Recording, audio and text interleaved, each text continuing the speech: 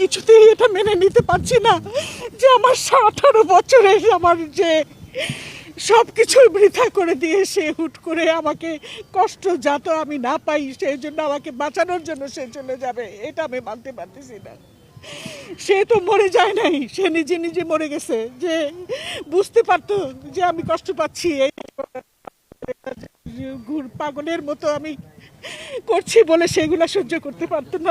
আমি তার সব কিছু করতাম, কাউকে শরীরে টাচ করতে দিত না। ওই নার্স আমি নিতাম ঠিকই হাসপাতাল থেকে, কিন্তু শরীরে টাচ করতে দিত না। ওই আমাকে দিয়ে আমি আমি আমি যেন ধরি, তার সব কিছু আমাকে করতে হতো। আমি এগুলা কিভাবে ভুলবো? ছোট্ট দুইটা বছরের বাচ্চা আমাকে ছেড়ে চলে গেছে আমাকে বাঁচানোর জন্য। আমি যাতে কষ্ট না পাই, আমি যাতে কষ্ট না পাই, এই জন্য আপনি দোয়া করেন। ইমোশনাল আমি আপনারা যারাই আছেন, যারাই এই অনুষ্ঠানটা দেখবেন, তার জন্য দোয়া করেন। খুব মাসুম, খুব নিরীহ, খুব ভালো মানুষ আমি আমার জীবনে দেখি নাই। আমি তার কাছে 42 বছর ধরে ছিলাম, সংসার করছি, আমি তার ভালো মন্দ সবই জানি। একটা নিষ্পাপ ফুলের মতো পবিত্র সে। তার মানুষ তাকে যতই আঘাত করুক তার জন্য সে দোয়া করতো যে আল্লাহ তাকে ভালো রাখো।